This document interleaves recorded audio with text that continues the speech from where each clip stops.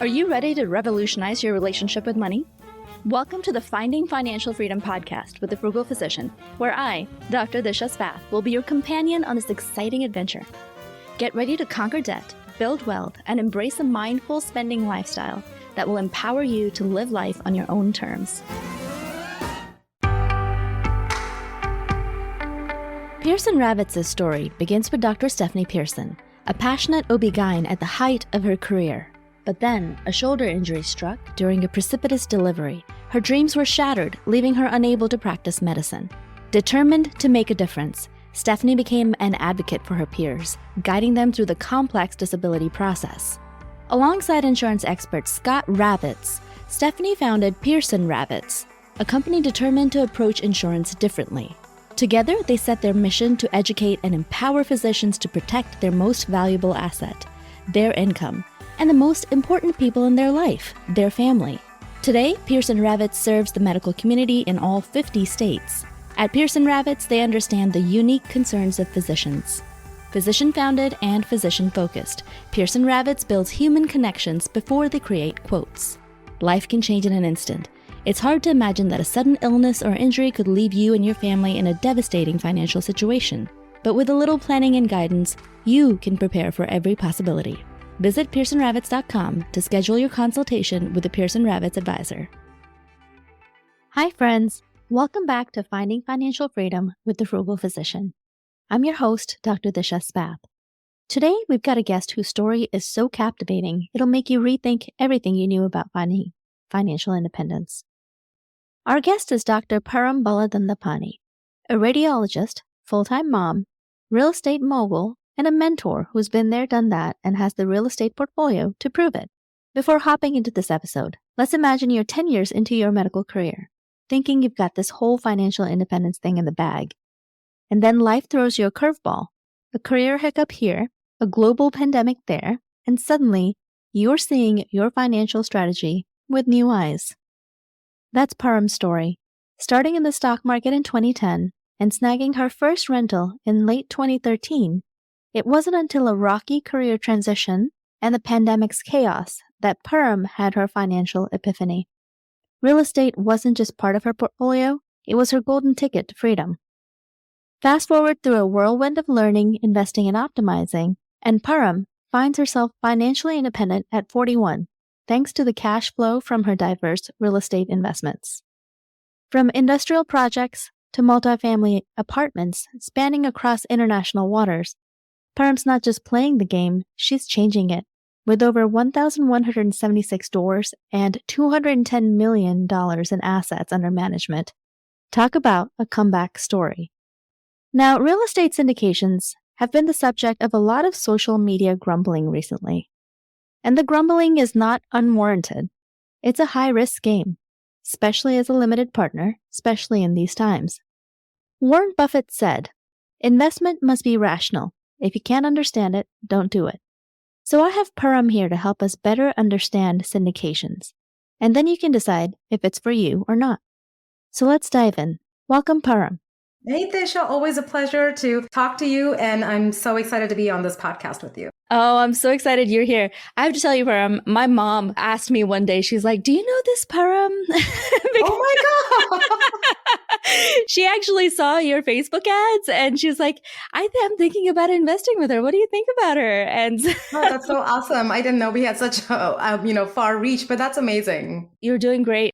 I just thought that was so funny because she's in a totally different circle than I am, on the social media crowds. But well, anyway, I'm so glad to have you here. I've known you for a little while and I've followed your journey and you just seem to be just killing it. So can't wait to gain from your wisdom. Most importantly, I wanted to have you here today to teach us about real estate syndications. Since you're doing it, this is what you're doing full time.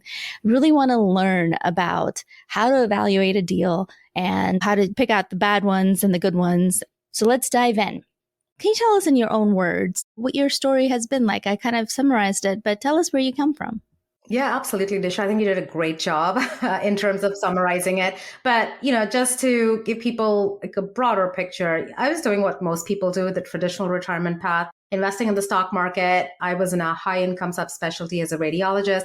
I thought I was doing great, and I was maxing out my 401, and I was investing in brokerage accounts, and I had aristocrats in there, and then I transitioned to index funds. And along the way, I picked up a couple of rentals. I had a colleague who was kind of guiding me as far as real estate went, and he was like, "Oh, you should do this totally." And I looked at the cash flow, didn't think it was significant. I didn't realize how it would really impact things. And they say, if you've heard this, the breakthrough comes from the breakdown, or the obstacle is actually the path. It's the opportunity. That's what happened. I had the rough transition that you talked about and created a lot of anxiety, upheaval in my personal and professional life.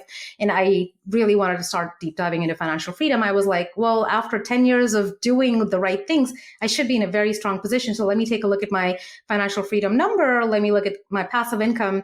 And I realized that after 10 years, I then learned about the 4% safe withdrawal rate. So I could only withdraw 4% from my stock bond portfolio in retirement. I was thinking it was 10% all along. And then I was like, okay, well, what does that leave me with? It left me with $2,000 a month, and I needed about 10 for it to kind of meet all of my family's needs and discretionary spending, travel, all of that.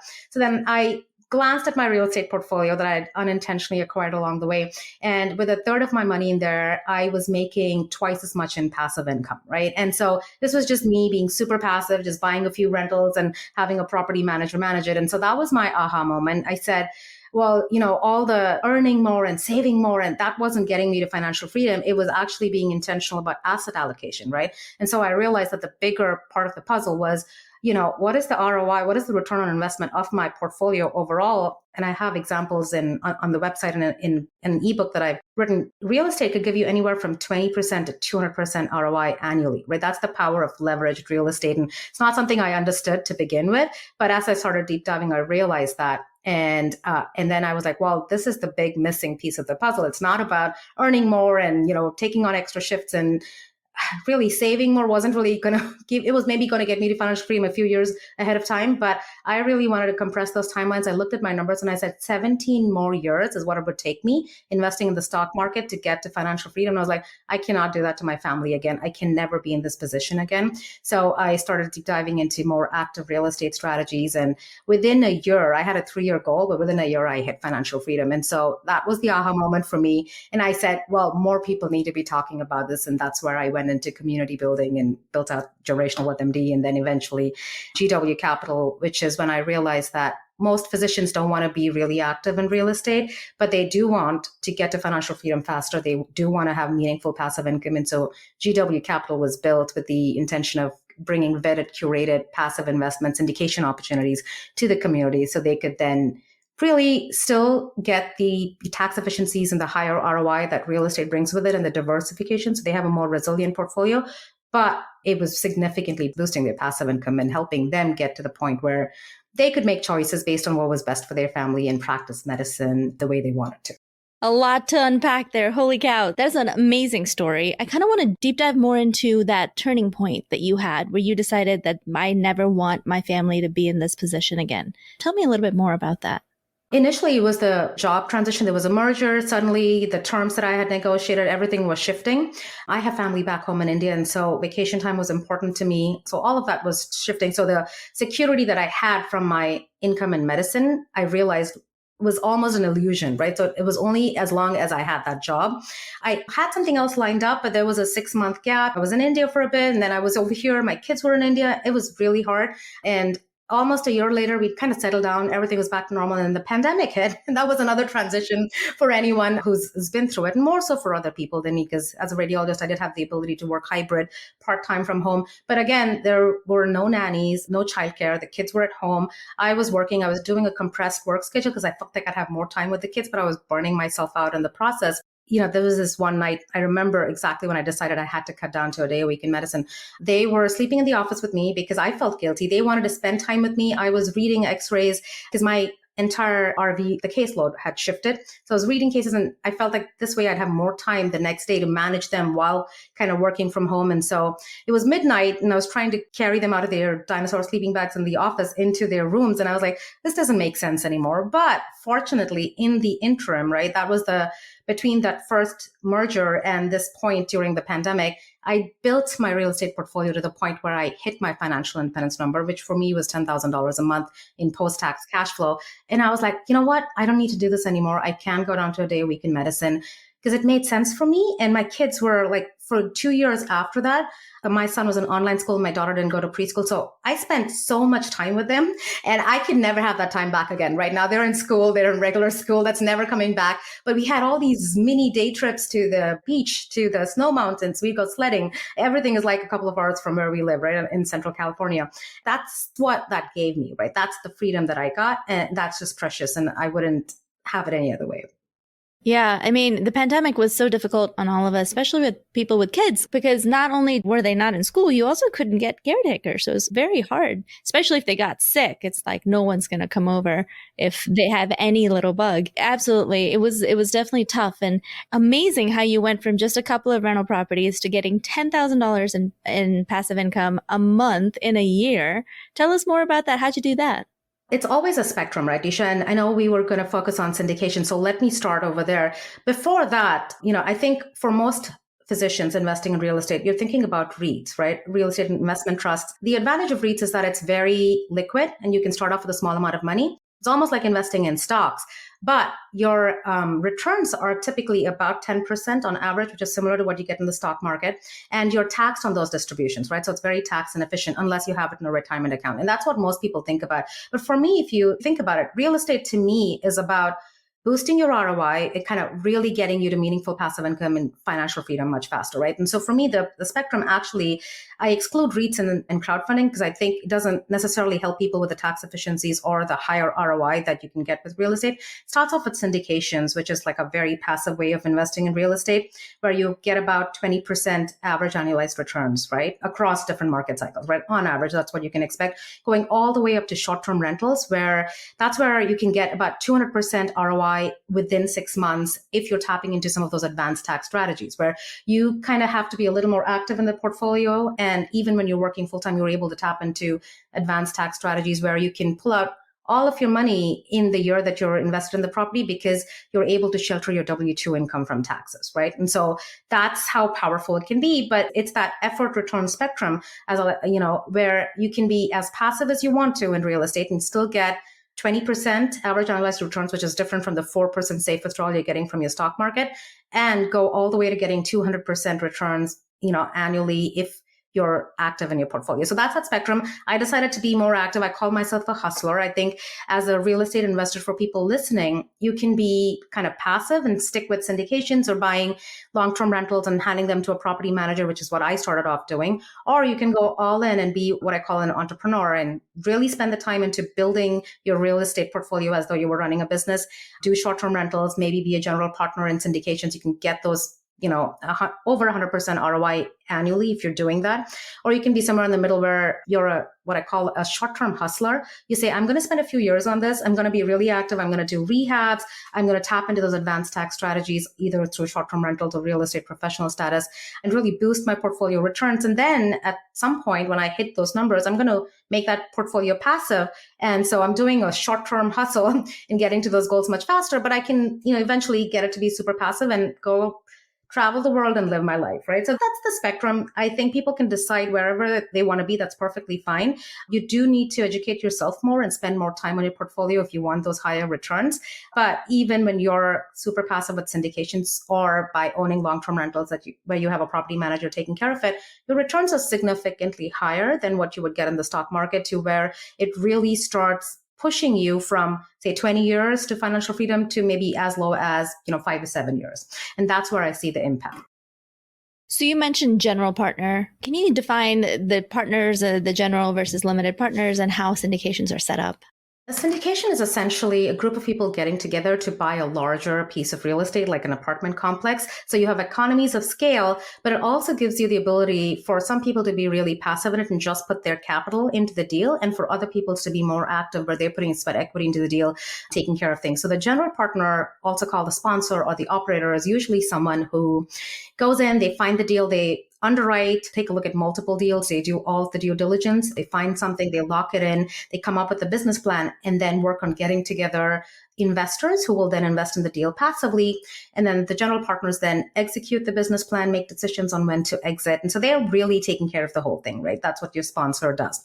Now, limited partners are people who want to stay very passive in real estate and still benefit from that higher return, the tax efficiencies, but they maybe want to do a little bit of due diligence, but not spend a lot of time on their portfolio, right? So they are just putting the capital in after they've done their initial due diligence, and they stay very passive in the deal. So if you're doing a little bit of due diligence, you attend a webinar, you educate yourself, you you want to work with the sponsor, you want to go into the deal, you then transfer the capital. It's maybe about 2 hours of work before you're actually invested in the deal. And then you sit back and every month you get the distribution, so the returns from the deal hitting your bank account, depending on, what class you decide of investment you decide to be in. And that's about it. When the decision is made to sell, you get a share in the profit and it hits your bank account. And that's as passive as you need to be in, right? So it's very time efficient for busy physicians, but it's also a way for them to kind of dip their toes and benefit from the life-changing effects of real estate. Now, the reason that they're called limited partners is because they also have limited liability, because the LLC structure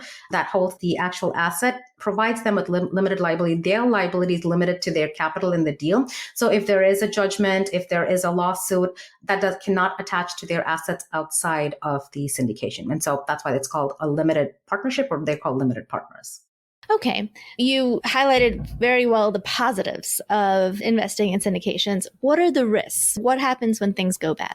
So that's a great question, especially in the current environment, right? Real estate is a tangible asset, and you've probably heard people say, unlike stocks where they're paper assets, it's a real asset. The problem with any kind of leveraged real estate, which is when you get a mortgage on the property, which is typically what you're doing when you're buying something individually or you're going into this partnership structure and syndications, is that when you have leverage, your equity in the deal can be wiped out, right? And so suppose you purchase a property for, say, $10 million, and you have $3 million of investor equity in the deal and $7 million of mortgage on the property.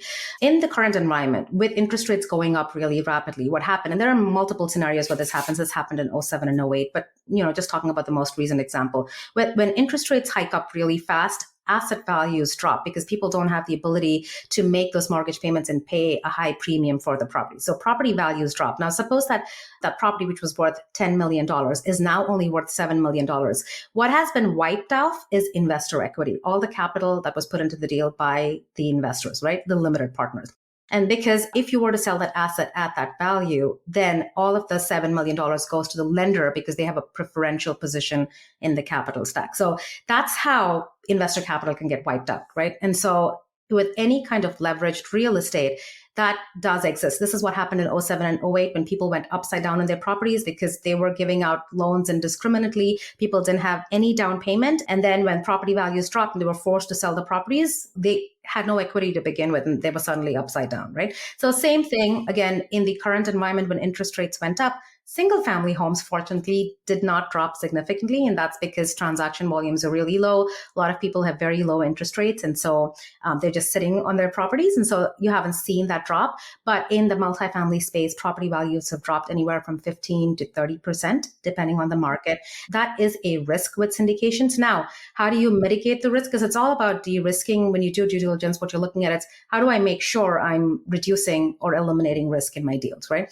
And so this is where you've seen capital calls where people need to put capital into the deals to hold on to the deals. And you've probably also heard stories where some investor capital has been completely wiped off and they just had to let go of the deal, right? Now, the difference over here is your ability to hold on to the deal. The thing with real estate is it's all about your time in the market, right? Over time, a good deal becomes great and a bad deal becomes good. So this scenario where property prices have gone down, as interest rates start dropping, property prices will go up again, right? So this is just, if you look historically over, say, the last 50 years, multifamily prices have not necessarily dropped a lot significantly until 07 and 08. But again, this is another scenario where prices have dropped. They will eventually go up because real estate is inflation correlated. Now, The loss actually happens when you're forced to sell the asset at an inopportune time. So as long as you're able to hold on to the asset, everybody will be able to recoup their investment. You may actually make a profit, right? So the difference then is in the ability to hold on to a deal. And so if you're trying to look at deals today, well, there are two different scenarios. But if you were purchasing an asset in 21 and 2022, which is when we were at the peak of the market, the difference between deals that will be able to make it and will do well, as opposed to deals where investors will lose capital, is in the ability to hold on to the deal. And that is based on two things majorly. One is going to be debt, the kind of debt product that was put on the deal. So if they had short-term debt with variable interest rates and they were forced to refinance or sell right now because it's the end of their loan term, then a lot of people are going to be forced to sell, at a time when property values are lower and investors lose capital. But if you had the right kind of debt product on them and you're able to hold on to the deal, then most people will do great, right? So it's the debt product is one thing. The other is going to be, is it an asset that was cash flowing and was doing well from the beginning? So was occupancy great? Were the sponsors able to execute the business plan and increase the net operating income from the property? Because as long as you have positive cash flow and positive income, that affects the asset value, but it also affects your ability to hold on to the deal. So those are the things that are going to make a difference. I think the third thing is going to be the sophistication of the sponsor. Again, in the same environment, there are those sponsors who aren't able to navigate this, and there are people who are able to go in and restructure the loans, or they're able to pump capital into the deal, either through getting preferred equity partners or because they have access to capital. That's another thing that makes a difference. And so for anyone looking at deals today, we're in a very different environment, Disha, right? So the market cycle, we were at the peak in March 2022. Right now, we're really close to the bottom of the market cycle and we're trended upwards. As soon as interest rates start dropping, asset values are going to go up again. So anyone looking at assets right now, this is the time where everyone's most concerned, but it's also the time where you have the least risk in the market and the most opportunity. March 2022 was when people were so optimistic about investing in real estate, but that was the riskiest time with the least opportunity, right? And so A, remember that, but B, as you're doing your due diligence right now, a great question to ask sponsors is how their deals that they entered into between the second half of 2021 and the first half of 2022 are doing, what their business plan for that is. And that's going to give you a good indication of the kind of sponsor you're working with. So yeah, a lot of great nuggets of information there. You talked about the type of debt that they're taking out. Now, is that something that you are privy to as a limited partner when you're looking at a syndication? Absolutely. And that's an important question to be asking. And so I usually tell people, if you're evaluating a deal, there are 3 steps to it, right? The first thing is, A, you need to be very clear about what your criteria is. So I tell people, and we actually have a guide. If anyone's looking, it's a free guide. It's generationalwealthmd.com/guide in lowercase, which goes over all the steps that you as a limited partner need to know to invest wisely in syndications. But the first thing is going to be knowing what your buy box is, right? Because otherwise you could be looking at, every deal that comes your way and it's shiny object syndrome, you're going to lose focus. You really need to know what your priority is. How long do you need the deal to be? How important is liquidity to you? Are you okay with a deal that is going to have a 5-year hold period versus a 10-year hold period? What is more important? Is cash flow more important to you, or is velocity of growth of capital more important to you? And that's going to be different depending on your stage in life, right? So Disha, for you today, you may want your capital to double every 5 years. That may be more important. 10 years down the line, you may want to cut back in medicine. You'll say, I want more cash flow hitting my bank account every month because I'm going to live off of it, right? So being clear about that, and then knowing where you sit on the risk return spectrum.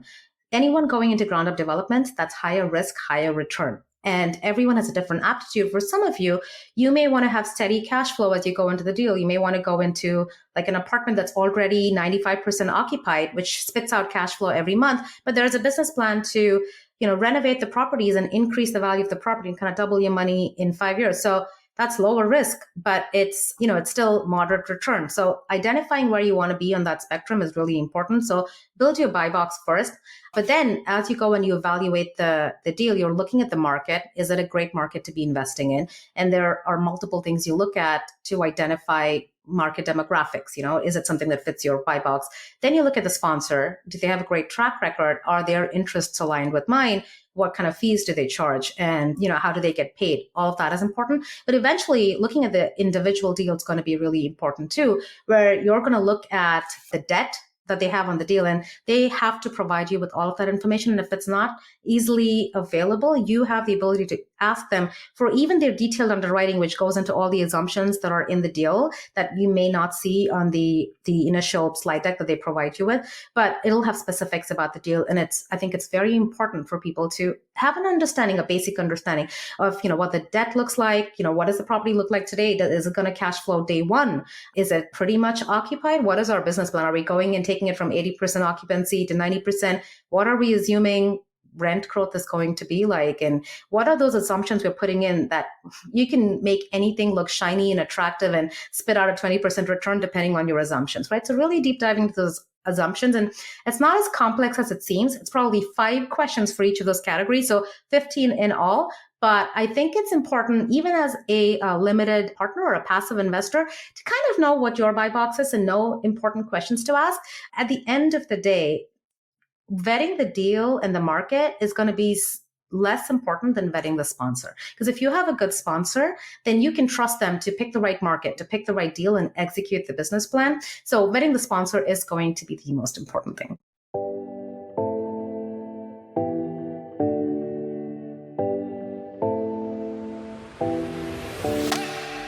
To get the most out of your career as a physician, you need an employment contract that supports you.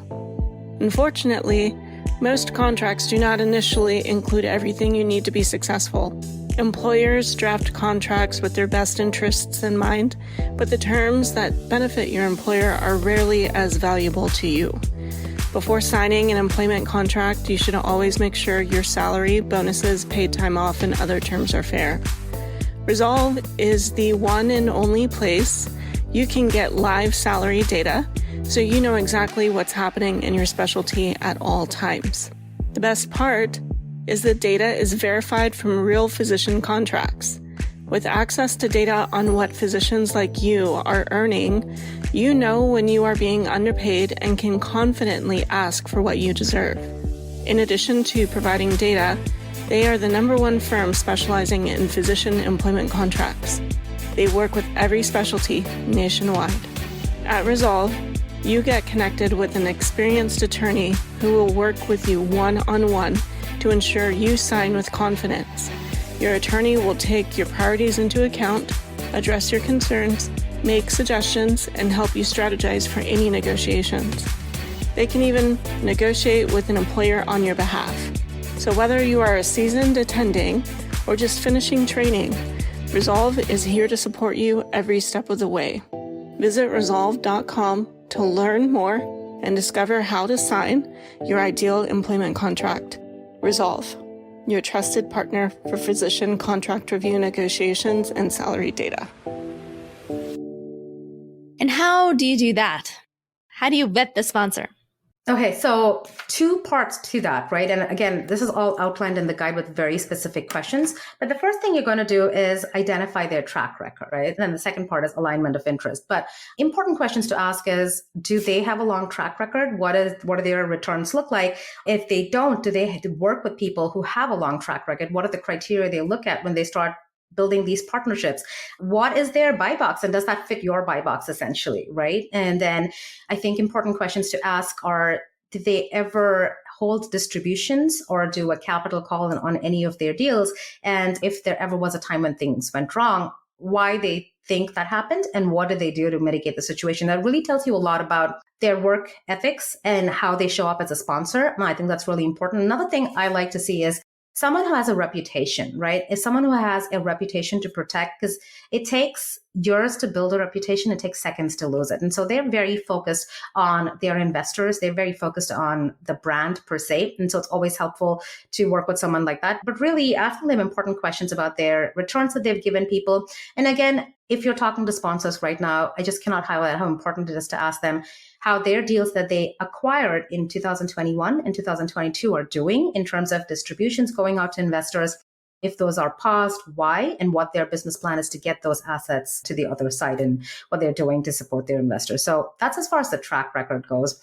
Now, the second part of that is going to be alignment of interest. So as your wedding sponsors, it's important to ask, and this is, I think, less important than the track record, but, how do they get paid? What are the fees involved? And when the property spits out returns on a monthly basis, do they get to participate in that? Oftentimes there's something called a preferred return. So your investors are getting all the cash flow from the property, and the general partners don't necessarily get to partake in that until they hit a certain metric, right? So a lot of it is performance based. So when they do well, that's when they get to participate in it. And same thing at exit. Oftentimes, and this varies, there are different splits, and industry standard is typically about 70-30, which means that when you sell the property, when there is profit, the limited partners get about 70% of the profit and the general partners get about 30%. That's on the back end. And again, that's after they've returned investor capital, after they've hit the preferred return, often for cash flow for the duration of the hold. And so after all of that is met, that is when the profits are split, right? So oftentimes that is a way to incentivize the general partners to make sure that they do really well in the deal, because a lot of their profit is on the back end. So understanding that structure really helps you identify if you're working with people where interests are aligned and where they get paid more when they perform better, as opposed to, say, having a sponsor who will split the cash flow with you from day one, which means that if you're getting 5% cash flow from the property, they get about half of that, as opposed to giving your investors a certain number that they need to hit before you start, splitting the profit. So really understanding all of that helps you identify this kind of sponsor you're working with. But again, taking it back to the bigger picture thing, the track record of the sponsor and their brand and reputation are probably the most important things to focus on. So are all syndications like 5 or 10-year deals where you sell in 5 to 10 years, which sounds like a pretty short turnaround period to me as a buy and hold real estate investor? What is the reasoning behind that? So that's a great question, Disha. Now, like I said, there's a risk return spectrum, right? And you get to decide where you want to be on the spectrum. Now, the reason hold period is important, and you need to identify what your liquidity needs are. The longer you hold an asset, what happens is that the initial rehab and value add, okay? So with multifamily, the asset value is dependent on the income from the property, right? So when you acquire the property for the first time and you're buying it and you're operating it more efficiently and you're reducing your expenses, you're actually increasing your net operating income, right? Because that's the difference between income and expenses. So operational efficiencies, when you do rehabs and you increase the property value, you increase the rent from the property, you're increasing the property value simultaneously. But that income bump is most significant in the first 2 years that you acquire the property and execute your business plan, right? And it's a curve that starts dropping down pretty quickly after the first 2 years. So the most bump in income is seen in the first 2 years of acquisition. And that's where you're having the highest returns. The longer you hold a property, your returns from the property start muting, because after that, what you're relying on is inflation-related income growth, which then translates to property value increase, right? The question you ask yourself is, when you have longer hold periods, the advantage of longer hold periods, so if it's a 10-year or 20-year hold, is that reduces risk, because the sponsor is likely getting a debt product that's going to be able to weather the storm better. So there's lower risk over there, but there is lower return. So it's on the lower risk, lower return part of the spectrum. That may make sense for some people, but for people who are looking to really accelerate to financial freedom, that's not going to make the most sense. Now, another thing is that, for a sponsor, once you've stabilized the asset and you've actually done the rehabs and operationally you've stabilized it, it's easier to hold on to the property long term, right? Because it's not the same. There's more work involved in exiting a property and entering another property and then stabilizing it. But it's the same thing. That's the effort return spectrum. The more work you put in, your returns are higher. And so it just goes to say that with the shorter hold periods, that's the only way to give investors like a 20% average annualized return. And that's because we're going in, executing the business plan, doing the value add and exiting. The longer your hold period, your returns get muted, but your risk gets lowered. And so I think it's an important question for everyone to think about what makes the most sense for me. And again, it may be a different answer for you today as you're looking to really accelerate to generate more meaningful passive income, as opposed to, say, 20 years down the line when you're in cruise control mode and you're like, you know what, I have all the income coming in, your appetite for risk shifts, right? So decide where you want to be, but that's the reason. The longer hold periods mute returns. The highest return is seen in the first 2 years of asset acquisition, because that's when you're going in and you're rehabbing. And my take is that when you're a limited partner, you've already given up a significant portion of your returns because you're passive in the deal. So I'd probably want my general partners to be active, to go in and do that work so that I'm still able to get that 20% average annualized return, as opposed to having them stay passive in it and still get, the same split. So that's the way I look at it. And again, it's going to be different for different individuals and different for you at different phases of your life. But that's where I think it's important to make intentional choices. Yeah. And I guess part of the risk is if you're in a 5-year deal and you're in an interest rate environment like right now, and the 5-year debt is ending and you have to refinance at this point, that's when you see that risk really actualize. Yeah. Now, the one point about that, though, Disha, is that if you had an asset that you acquired in, say, 2019, and you're now at the end of that 5-year period and you have to refinance, you will have no issues refinancing, right? You still have the ability to refinance and hold it because anything acquired in 2019, you've still seen the rent bumps. Inflation, we had a period of massive inflation between 2020 and 2021. So your property values have increased significantly and you're not in any distress. So you're able to refinance. The distress is only for assets acquired between mid-2021 and early 2022 because they didn't really benefit from that inflation-related rent growth, but they got hit with the massive interest rate increases. So it's that 1-year period where the assets are struggling. But otherwise, typically, if you've held on to an asset, you are often in a position to refinance, even if your plan was to hold it for 5 years, but it's not a good time to sell. Because of inflation, you're often in a position to refinance and just put on another maybe 3-year debt product on it or another 5-year debt product on it, depending on what your business plan is, and hold it. Or you can even modify your current loan and ask for an extension for a couple of years to weather it out. What are some tax implications of investing in syndications? Like, what should LPs be expecting every year and then when the property sells? Yeah, so that's another great question because we're talking about tax efficiencies here, right? The first thing is that, it's if you were to purchase your own asset, it's very similar to that, right? You do get something called bonus depreciation. So what does that mean? When you purchase real estate, the IRS allows you to depreciate a part of the building basis annually. So suppose I purchase something, just to make it simple, for $400,000, about 25% of that is land, right? So that's $100,000 that you don't get to depreciate. But the rest of the $300,000 is building basis, and the IRS allows you to go ahead and depreciate that over, say, let's talk about just a single family home, right? 27 and a half years. It's different for commercial, that's 39 years. But so you take that $300,000 and depreciate it over 27 and a half years. That about close to $10,000 annually, I believe. That's what you land at. Now, what happens with bonus depreciation is that anything that has a useful life less than 20 years, you get to take all of that depreciation. You're actually getting cash flow hitting your bank account, but on paper you have a loss, right? You can take that upfront. So same thing with an apartment. So just to give you an example of a deal we're in currently in Atlanta, if you invest $100,000 in 2024, when you get your tax return for 2024, on there, you will have about 80,000 of paper losses, right? So you'll see 80,000 in losses. Now, that's really beneficial because what it does is that when you have cash flow from the property, suppose you have $5,000 or $7,000 a month of cash flow hitting your bank account, it's not going to show as positive income because even if it's passive income, you have to pay taxes based on your marginal tax bracket, which is 50% for anyone living in California. And for most of the people, it's pretty close to 50%, right?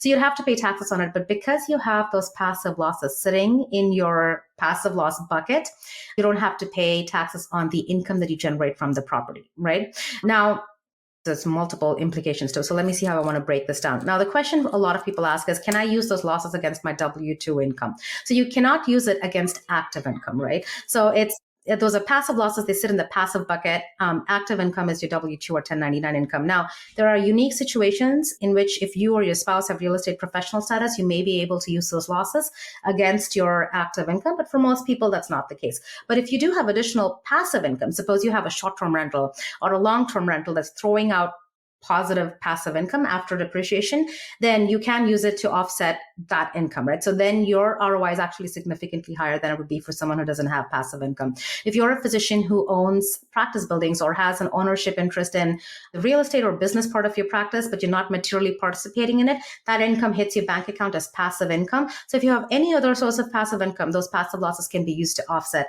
that passive income, right? So that's what you can use it against, and you're using it against the cash flow hitting your bank account. Now, the second second part of the question is what happens during sale, right? So when I sell that property, what happens? Now you have something called depreciation recapture and long-term capital gains that will hit you. But real estate being real estate, there are ways to defer taxes, right? And so the advantage of real estate is that you're able to defer taxes if you own real estate directly or you own them through syndications. And the whole point is to keep kicking that tax implication down the road. And then hopefully when your heirs inherit the assets, there's something called step up in basis, and all of that tax implication is completely wiped out. Now, how does that work with syndications? If I own a property, I can do something called a 1031 exchange, right? And I have absolute control over it. With syndications, you don't own the real estate. You have an ownership stake in the real estate. Therefore, you cannot sell an asset and then directly 1031 that into another asset like a single family home. The entire LLC needs to 1031 into a separate asset. And most sophisticated sponsors will give you the ability to do that when you exit a deal with them, right? So the entire LLC will 1031. You have the ability to participate in it, or you have the ability to stay out of it. So that's how you keep deferring taxes. Now, one more unique situation that I want to touch upon while we're talking about this is something called the lazy 1031. So next, at the time of this recording, so mid-April 2024, we will know if 100% bonus depreciation is extended till 2026.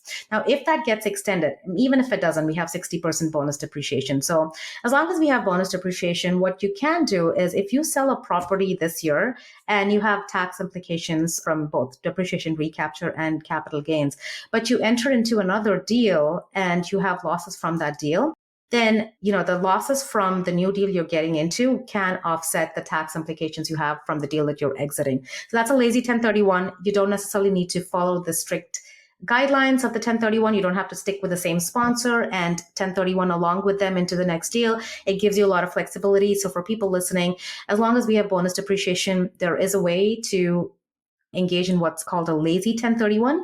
It's a good question to ask your CPA. Make sure you're understanding it correctly for your situation, but that is another option that gives you a lot of flexibility. And so it just makes it more attractive to investment syndications. That's amazing. So lots of different ways to handle the tax implications of this rapid growth that you're having. That's part of the magic of real estate investing in the United States is because it's so heavily tax subsidized, really. Do you bonus depreciate or accelerated depreciate all of your properties when you buy them? So most sponsors do that because, again, it's beneficial to a lot of investors if they're either exiting another deal or if they have other passive income hitting their buckets, or just to offset the taxes that otherwise be paying on their distributions. And so most syndicators will, tap into it, and you will see bonus depreciation on the syndications you're entering into at this time. Param, you mentioned buy box earlier. Ask about a syndicator's buy box. What is your buy box? So at this time, Visha, we've stuck to really strong markets, preferably in the Sun Belt, which tend to see I call them hybrid markets because they have decent cash flow and they also have good appreciation over time. So we've stuck to the Sunbelt markets. Occasionally, we do venture into Midwest markets, which are also landlord friendly, but they have higher cash flow, right? And so we've stuck to those markets. We like stabilized value add deals where, again, like I said, on the risk return spectrum, they're smack in the middle. There's calculated risk, but there are moderate returns. I feel like that's a good fit for most people because it gives you the ability to kind of double your money in 5 years across market cycles. So another thing that you look at when you're assessing risk is the class of property. We've stuck to A- and B+ properties. In the past, we've probably done B-, but the more we do this, I feel like, again, being very intentional about the risk we assume in our portfolio is important. So those are the kind of assets we like to invest in. The goal, and even within that, we have two different kinds of investment share classes.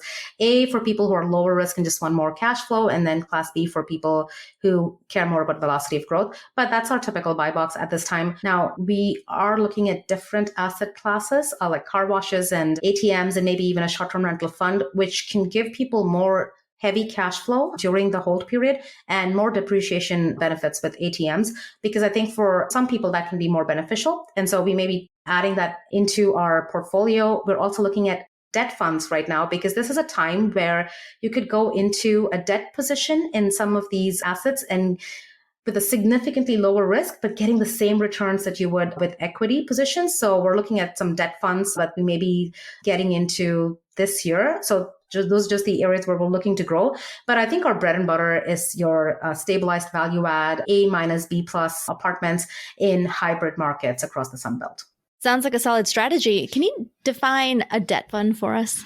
When we talk about most syndications, we're talking about equity positions, right? So we have a lender who gets the debt product, and then the investors are putting their capital in as equity, right? And so we don't get a fixed return that is guaranteed, but we get to partake in the cash flow, which is what hits our bank accounts every month. And we also get to participate in the profit on the back end, right? So it's an equity position. It's like when you go and buy a home, you put down 25%, the lender puts in 75%, and they get paid first, no matter what, whenever the property is sold, right? So, but they get fixed returns, and your return varies depending on the performance of the property. It's the same thing. So most investors, when you go into syndications, you are in an equity position where you get to partake in the profits, and you don't have like a fixed return like a lender does. A debt fund is where you have assets that are doing really well right now, but they actually need a small infusion of capital to give them the ability to give the sponsors the ability to hold on to the asset for the next few years till the market condition improves. When you take a debt position, it's either preferred equity or debt position, but you're sitting right next to the lender on the capital stack. So in this case, the lender gets paid first, but right after the lender, you're the person who gets paid before any of the investors who have an equity position get paid. And so your risk is significantly lower just because of your position in the capital stack. And you probably have more defined returns, right? So some of the deals we're looking at are about 12% current. So you're getting about 12% returns hitting your bank account every month. That's what we're expecting. And then we're probably also negotiating some percentage of profit share on the back end, but it's lower risk just because of where you are on the capital stack. So you get paid right after the lender. And if it's a solid deal, then there's very, very low risk in it. But it's also, I would say, 3 years ago, you could not expect that return for a debt position, right? And it's only because capital, there's such a requirement for capital, and interest rates are so high right now that we're actually able to get those higher returns. So there's a short window just because of where we are in the economic cycle, where we're able to get into those lower risk deals with equity type of returns, what we've typically seen in the equity space. I think it's a good fit for people who are risk averse and who love seeing cash flow hit their bank accounts. We may be able to see up to 20% or higher average annualized returns on this product, but that's what we're exploring and doing our due diligence on right now to make sure we're getting into, the right kind of fund. But I think people who like to be opportunistic, I would say in the next 12 to 18 months, that's probably a location where you're able to get significantly lower risk and still see those high returns. Yeah, that sounds wonderful. It sounds to me like the difference between investing in stocks versus bonds, or stocks, you kind of own the company. Except now suddenly you're getting stock-like returns in bonds, which is unheard of. Absolutely. Okay, well, I defined how many units you have, but tell us a little bit about the properties you own currently yourself and in your syndications. Yeah, absolutely. So my individual portfolio is mostly based locally in Bakersfield, California and Houston, Texas. And I call it a small and mighty portfolio. So I started off with single family homes and townhomes. And internationally, I have some apartment complexes that I own, some ground up developments. But that's my personal portfolio that kind of takes care of my needs. Within GW Capital, like I said, we have apartments, and kind of hard to keep track of the numbers, but we're over 1,000 units at this point, and they're scattered across Phoenix, Arizona. We have 4 different properties in Atlanta, and then we have Greenville, South Carolina, and then one in Indiana. And so we're underwriting very seriously in Dallas, which I think is another really strong market. So like I said, we love the Sun Belt for the hybrid potential where we're getting, significant cash flow, even in this environment where interest rates are high, where we're targeting assets where our investors get at least 4 to 5% cash flow in the first year of hold. And then that increases over time. And that's what we're looking at. We're underwriting deals. This is a great time. Like I said, lots of opportunity in the market for anyone looking. If you've sat on the sidelines because you're concerned about risk, this is the time to jump in, because we're getting assets for significant discounts. We're currently in a deal where this must have been worth 65 to 70 million at the peak of the market in March 2022. We're acquiring it for $52 million. So significantly discounted assets, but still seeing heavy cash flow in these deals. So that's what our portfolio looks like. We're looking to expand into more large MSAs with strong demographics. So Dallas is one we're looking at, possibly going to be looking at some markets in Florida, but that's what we're doing right now. So you're not only, do you have your real estate business? Tell us about the other things that you're doing. GW Gives is our nonprofit. And for me, it was after I hit financial freedom. My big why at that time was time for connection with my family. I felt like I needed a stronger why to keep me going. And I love the impact that we have with Generational Wealth MD and GW Capital. It's just amazing what we get to hear in the stories. But I wanted it to mean something more. And so we help children in rural India with disabilities with their healthcare and education needs, because that's where I've seen the greatest inequity. And it's mostly centered around Coimbatore. We work with the government hospital and early intervention centers, because that's where I'm from. My parents were from 2 little villages over there. And I want to stay connected, but I also want to give back. The communities help us support our mission. Wow, Param, that's so great that you're doing that and so inspiring. I mean, you really, I remember meeting you at some conferences a few years ago and talking to you, and it just seems like you've just grown exponentially and really just showing everyone how much you can do with a determined mind and a smart brain. If you can't get through all the details and get over the fear, I mean, it's amazing what you've done. Thank you, Disha. And like you said, these conferences are so critical to our growth. I remember also where I started, and I feel like we're just getting started. Now I have coaches, performance coaches, and the people in the community are just like great partners, people I learn from. And I think for anyone listening, I just love what you're doing, right? Because you're just exposing people to ideas, help them see what's possible. And everything, what is the saying? Everything that is amazing and seems impossible started with a dream. And so when you see what's possible, I think the things that we can do, they will just blow our mind. Yeah, absolutely. Well, thank you so much for taking the time to come and talk to us, to teach us, share your journey with us. I'm so thankful. Thank you, Disha. This was amazing. Shifting gears, let's turn our attention to a question from one of our listeners that I'm sure will resonate with many. Let's call him Dr. X. Inspired by episode 38 on physician contract review, he has brought us a challenge that's all too familiar for those in the medical profession, yet often daunting to address. Facing a pivotal moment in his career, Dr. X is contemplating a transition that many doctors consider at some point, moving from private practice to an employed or locums position. Understandably, this comes with its share of complexities, particularly around the financial aspects of malpractice insurance. To shed light on these intricacies, Dr. X has sought the expertise of John Apino, CEO of Contract Diagnostics. So let's dive right into Dr. X's question, after which John Apino will provide his insights. Here's what Dr. X had to say. Dear John, I'm a urologist who has been in my own private practice for 20 years, and I'm looking to transition either into locums or an employed position at a new hospital and a new city. The problem is that my current malpractice carrier will charge me $170,000 to pay for tail insurance if I close my current practice to go elsewhere. The only way to avoid paying that exorbitant amount is to either retire from clinical practice or to have the next employer pay for, quote, nose coverage, i.e. to have the new employer provide a policy that covers prior acts. Is this a typical or reasonable contract provision request for a physician transitioning from the private practice model to the employed model? What should I be asking for specifically in the contract to make sure that I am covered in case I am sued by a patient I've seen in the last 20 years? What would I be expected to give up, for example, sign-on bonuses, salary guarantees, PTO benefits, etc., if I'm asking for this nose coverage? Thank you for considering my questions. Regards, Dr. X. Disha, hey, it's John with Contract Diagnostics. And to revisit this question, the urologist, if he or she is closing their practice, I had answered the question before if they were employed and they were leaving and transitioning to a new opportunity. If they're the ones that own the practice, I would assume that they maintain the policy on their own. They own the policy. So in this situation, I believe there are less options than if you're employed because there's nobody to negotiate with as far as the transition plan goes. You're only there by yourself. So the option, unfortunately, is pay for the tail.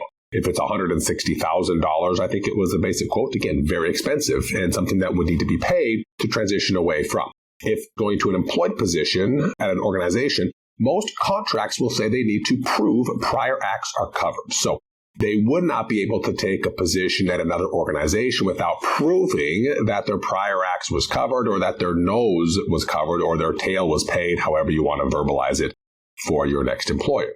So it's going to be required, I'm assuming, to take the next position. So the options are, like I said, A, buy it, prove to them that it's covered. The other option would be is to keep the plan in place. You don't terminate the policy, you just transition where you're providing practice and medicine. So you would call your broker or let him or her know that I'm moving from this location to that location. Here's the new setup. I would assume that you could transition and keep the policy without having to terminate the policy. And if the policy continues, you would be not obligated to purchase a tail insurance because you wouldn't need to. The policy remains in effect. If you work for the practice that you're hired by for 3 or 4 years, you don't like it there and you terminate, you're going to have to tail out. And I'm guessing that tail is a fully mature policy at $160,000. And he or she would have to pay that tail policy at that time. The other opportunity would be is have the organization assume prior acts. So maybe they could assume the policy. Maybe they could buy to tail. Another example would be if you are $160,000 on a tail insurance, and let's say that you're a urologist, they're offering you $500,000 a year for pay. You could take a salary of $350,000 year one. You would be taxed on the $350,000 instead of the $500,000. They would pay the malpractice tail in full, and then you would have a bump in salary in your year two. That's one option that might be able to mitigate a little bit of taxes. I am not a CPA or a tax professional, but that is something that we've seen people do in the past.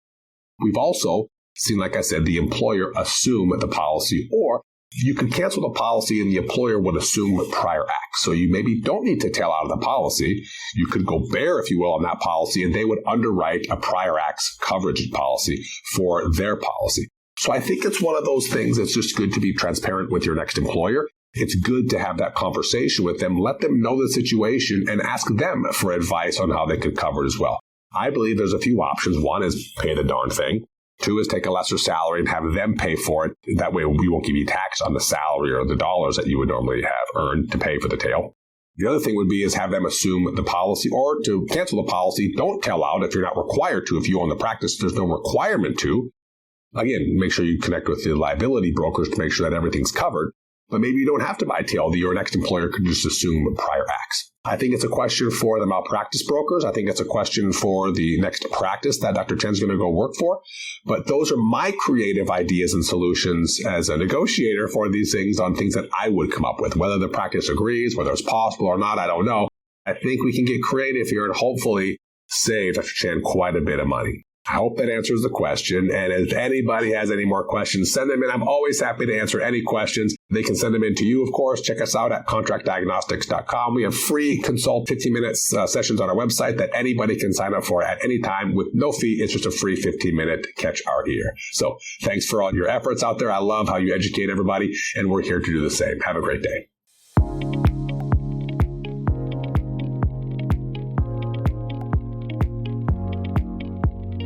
Hey, everybody. I am Dr. Stephanie Pearson. I am a medically disabled OBGYN. I am the CEO and co-founder of Pearson Ravitz. We are an insurance brokerage firm that specializes in disability and life insurance. Insurance doesn't have to be so complicated or confusing. I'm here to help simplify the complex navigation that is disability and life insurance. So grab a drink, coffee, tea, water, whatever you want, and come along for this journey.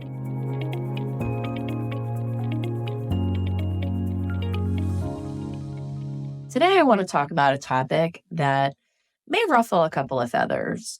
So I remember being a resident and having to pee when I could, eat when I could. It was really hard going to the doctor. I get it. Doctor, heal thyself.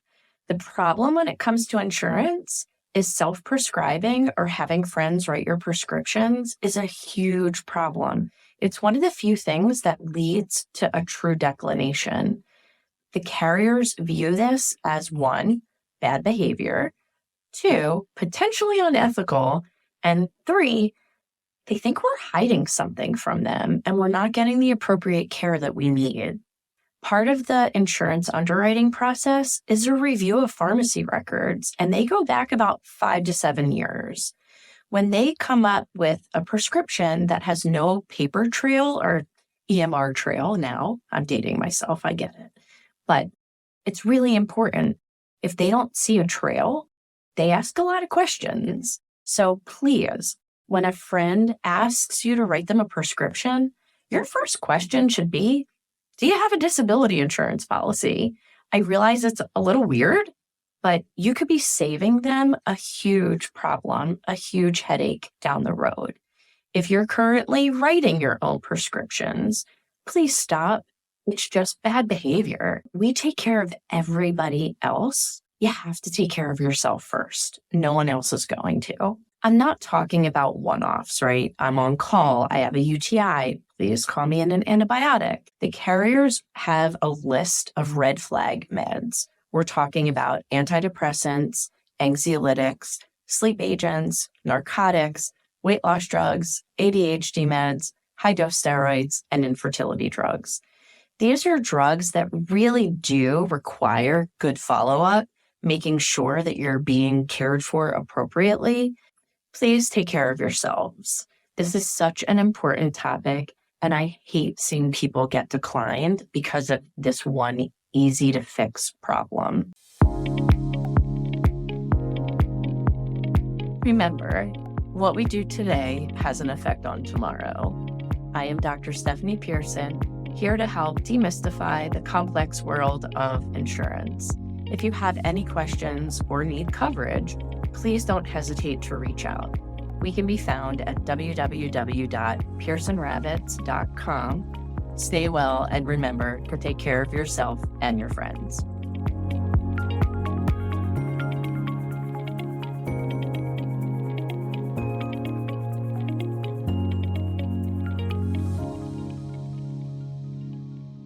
That's all for today, friends. A huge thank you to Dr. Param Baladandapani for joining us and sharing her journey from financial uncertainty to becoming a real estate powerhouse. I hope through this episode you've gained a better understanding of real estate syndications, the good and the bad. Whether you decide to invest in syndications or not, stories like her remind us why we're on this quest for financial freedom. To practice medicine because we love it, not just because our bank accounts demand it. And then to give back and support our communities and the causes we really care about. A huge thank you to John Apino for his response and for Dr. X for writing in. Do you have a question? Please reach out to me at thefrugalphysician@gmail.com and I'll address it on the show. Let's continue to learn and grow together. Thank you to Dr. Stephanie Pearson for lending their insights to this episode as well. Remember, it's never too late to rewrite your financial destiny. I'm Dr. Disha Spath, and you've been listening to Finding Financial Freedom with the Frugal Physician. Stay curious, stay driven, and let's make those money moves happen. Until next time, stay frugal, y'all. Now, a final word from our sponsor. At Pearson Rabbits, they understand that life can change in an instant. It's hard to imagine that a sudden illness, injury, or catastrophic event could put you and your family in a devastating financial situation. Physician-founded and physician-focused, Pearson Rabbits builds human connections before they create quotes. Visit www.pearsonrabbits.com today and embark on your journey to safeguarding your future. The content shared on this podcast should not be taken as individualized financial advice. We are here to share our knowledge and experiences, but it is crucial to consult with professionals such as accountants, financial advisors, or attorneys who can provide personalized guidance based on your specific needs.